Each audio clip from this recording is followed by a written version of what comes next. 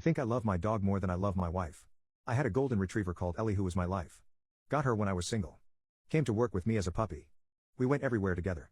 Parties, camping, hunting, visiting friends, shopping. Even snuck her into pubs and cinemas a few times. Trained her extremely well. Amazing with kids. I worked in a school, they had a special needs unit and had to train her well for that. I adore her. My friends, family, girlfriends, everyone just loved her. She was such a beautiful soul. Lived alone for a couple years, just her and I. When I moved to a country town for work, she was my only support and I was her only human. She accompanied me on the long drives round trip back home every fortnight weekend to see my new wife. Just her and me, a dog-friendly pizza from the next town over some tunes and cuddled when she felt like jumping in the front seat and laying over the uncomfortable gear level and handbrake just to lay her head and shoulders on me. Or she'd sit behind me and rest her chin on my shoulder for hours at a time. Or she'd just sleep, dreaming of chasing rabbits in the orchard back home and seeing my mom and brother who we live with. When I got her, I enjoyed those drives. After I got Ellie, I married and had a child with Ellie.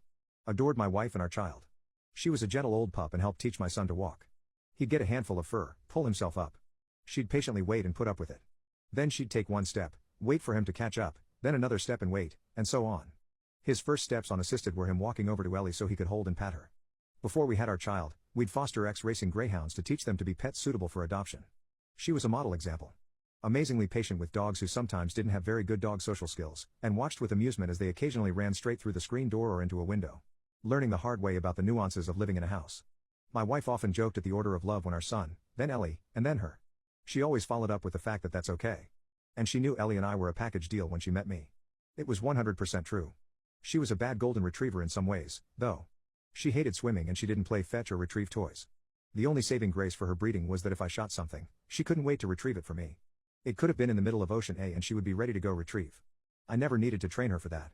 Win some lose some. The day Ellie was diagnosed with cancer, I was devastated. Already having depression.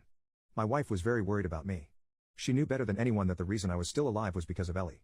When we eventually had to euthanize her shortly after she turned 10, it shattered me. She was going downhill quickly, and when I got home from work, she didn't greet me at the door for the first time in her life. She was laying down in the backyard breathing heavily, and when she saw me, she still mustered up the strength to wag her tail.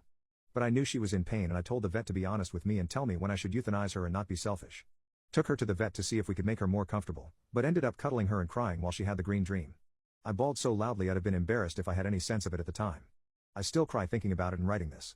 I said sorry to her so many times and still feel guilty, even though I know the vet knows best and everyone I know assured me I did the right thing. If only I had 2 more hours to cuddle her. 1 more hour. 1 single minute.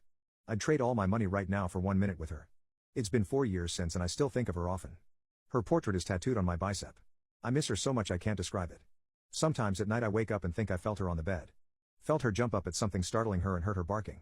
I'm pretty sure she's watching us and keeping an eye on our second child too. She never barked unless she thought someone was nearby who shouldn't be. And it hurts too much to not have her here. But I wouldn't trade what we had for the world. Thanks for reading. I hope you get the same out of your companion as I did mine.